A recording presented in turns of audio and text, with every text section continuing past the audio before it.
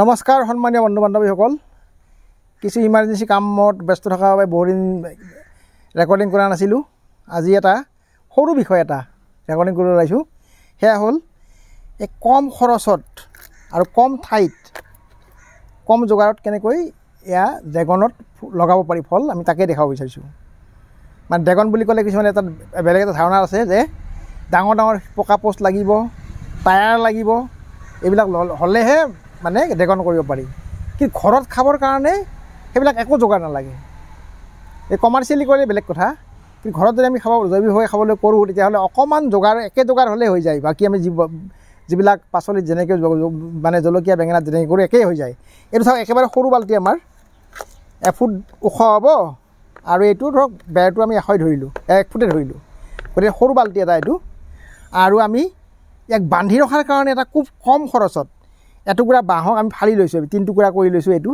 ফলা বাঁহ এইটো 3 টুকুৰা ইয়াক আমি পুতি লৈছোঁ ইয়াতে ফিক্স কৰি পুতি মাটিত পুতিছোঁ দেই টাবটোত পুতি দিলে অলপ অসুবিধা আছে শিপাবিলাকৰ সেই মাটিত পুতি দিছোঁ দেখিছে আপোনালোকে এই মাটিত পুতি দিলেও এইটো যাতে 2 বছৰমানলৈকে চিন্তা নাই এইটো আমাৰ কিয় চিন্তা নাই আমি পলিথিন বান্ধি দিছোঁ এই গুৰিত তলৰ পৰা পলিথিন বান্ধি দিছোঁ বাঁহডালত এডাল নপচেও আৰু উঁয়ে ধৰিব নোৱাৰে উঁয়ে নাখায় এই গোটেই 3ডালতে এনেকৈ বান্ধি দিছোঁ এইটো নিজা কিছুমান কৌশল আৰু নহ'লে মাটিত পুতিলে উঁয়ে আৰু বা পচিও যায় উঁয়েও খায় এতিয়া সেইটোৰ পৰা ৰক্ষা পৰিলেই আগৰ ফালে সোনকালে ৰ'দ পৰি থাকিলে বাঁহ সোনকালে নষ্ট নহয় বাঁহৰ এইটো কোৱালিটি আছে গতিকে এই 3টা খুঁটিৰ মাজতে আমি ধুনীয়াকৈ বান্ধি সৰু টাবতে ড্ৰেগন এনেকৈ লগাব পাৰোঁ আমাৰ এইটো ড্ৰেগন লাগিছিলে 4-5টামান লাগিছিল আগতে খালোঁ মই ব্যস্ত থকাৰ কাৰণে কৰিব পৰা নাছিলোঁ এইটো শেহতীয়াকৈ এইটো আছে ৰৈছে এইটো জাষ্ট মই এনেই দেখাইছোঁ আৰু লাগনটো দেখুওৱা নাই মই ফচল থকাৰ কাৰণে দেখাইছোঁ মই মূল দেখাইছোঁ বস্তুটো কিমান কম খৰচত কম যোগাৰত কৰিব পাৰি মই সেইটোতহে গুৰুত্ব দিছোঁ আৰু আমি ইয়াক খাদ্য দিম অলপ কিছু এতিয়া আগষ্টৰ মাহ পৰিছে ইয়াক অলপ হেভি ফিডাৰ ইয়াক খাদ্য অলপ বেছিকৈ লাগে সেইকাৰণে অকণমান মই ইয়াক খাদ্য দিবৰ কাৰণে কামটো কৰিছোঁ লগতে এইটো আছে কাৰণে পকাটো দেখাই দিছোঁ আৰু এই 4টা লাগিছিলে নেকি এইবাৰ সৰু গছ এইডাল খুব কম দিনীয়া গছ আৰম্ভই হৈছে মাত্ৰ লগা এইবাৰ প্ৰথম লাগিছে গতিকে ইয়াক যদি আমি নাৰ্ছিং কৰোঁ এই নেক্সট ছিজনলৈকে সুন্দৰকৈ একদম পূৰা লাগিব বহুত লাগিব এতিয়া চাওক আৰু এটা বস্তু আছে কি এই ড্ৰেগনৰ গছৰ পৰা ডালৰ পৰা এইটো ছাপৰ্ট ৰুট বুলি যিটো কয় আমাৰ স্তম্ভমূল অসমীয়াত স্তম্ভমূল বুলি কয় এনে বটনিত ছাপৰ্ট ৰুট বুলি কয় এইডাল এনেকৈ গাৰ পৰা ওলাই ডালৰ পৰা ওলাই বাঢ়ি আহি থাকে মানে আমাৰ জৰি গছ তৰি গছত যে ওলাই যেনেকুৱা আৰু আহঁতৰ পৰা ওলাই আহি মাটি পাই গ'ল মাটি পোৱাৰ কাৰণে ই মাটিত সোমাই গ'ল সোমাই খাদ্য ইও গছজোপাক যোগান ধৰিছে আমি কাটি নিদিলোঁ এইডাল আৰু এনেকৈ থাকি গ'ল এইডাল শিপাই আচলতে স্তম্ভমূল গতিকে এতিয়া আমি ইয়াক খাদ্য দিম খাদ্য দিয়াৰ আগতে আমি অকণমান ইয়াৰ মাটিখিনি অকণমান মই উলিয়াই ল'ম প্ৰথমতে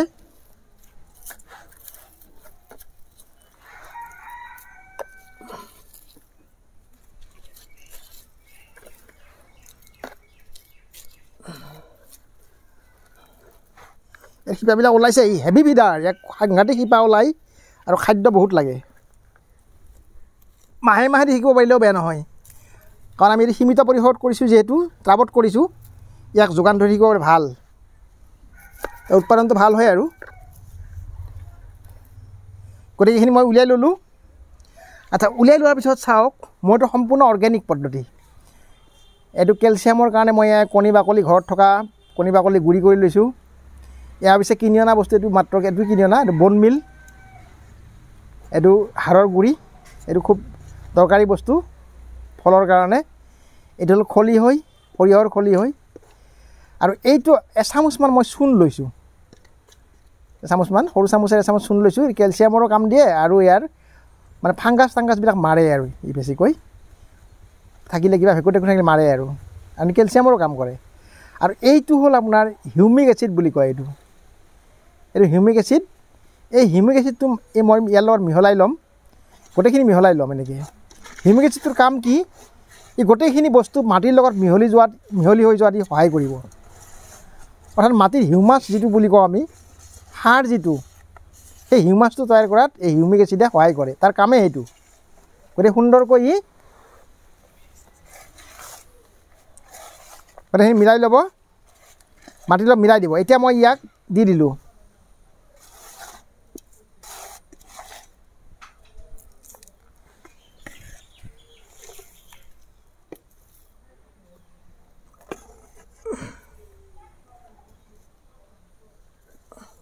গোটেইখিনি বস্তু মিলাই দি দিলোঁ গুড়িত।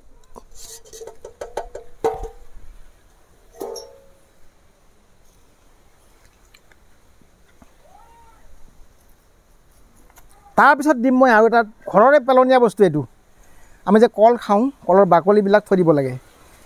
এইটো গুড়ি কৰি ল'ব পাৰি শুকাই পেলাই, আৰু এনেকৈ দিব পাৰি। মই কাটি কাটি দিছোঁ, এই কলৰ বাকলি বাদ দিলোঁ। এইটো পটাছিয়ামৰ ভাণ্ডাৰ। পটাছিয়ামটো উদ্ভিদক লাগেই, কেলছিয়ামো লাগে, পটাছিয়ামো লাগে, নাইট্ৰজেনো লাগে, ফছফৰাছো লাগে, চব লাগে। গতিকে আমি অৰ্গেনিকভাৱে এইখিনি যোগান ধৰিছোঁ। এই কলৰ বাকলি দিলোঁ। তাৰপিছত দিম আমি এয়া গছৰ শুকান পাত। মই যে হিউমাছ বুলি ক'লোঁ, এইবিলাকেই হ'ল হিউমাছ তৈয়াৰ কৰাৰ মূল উপাদান। হিউমাছ থাকিলেহে মাটিত, হিউমাছ গঠন হ'লেহে মাটি উপযুক্ত সাৰুৱা হয়। অৰ্থাৎ মাটিৰ উপৰিভাগটো যে হিউমাছৰে গঠিত, সেইকাৰণে খেতি বাতি বা বস্তু বাহনি হয়। আমি সেই কৃত্ৰিমভাৱে এইটো টাবত হিউমাছ তৈয়াৰ কৰাৰ কাৰণে এইবিলাক যোগান ধৰিছোঁ। কিন্তু এইটো অৰ্গেনিক, জৈৱ। আৰু এই পাতটো এনেকৈ দিলোঁ, ইয়াৰ পৰা হিউমাছো তৈয়াৰ হ'ল, সাৰ হ'ল। হিউমাছ মানে সাৰ, লগতে বৰষুণৰ, ডাঙৰ বৰষুণৰ দি উটি নাযায়। তাৰপিছত আমি যে মাটিখিনি উলিয়াই থৈছিলোঁ প্ৰথমতে, সেইখিনি ইয়াতে দি দিলোঁ।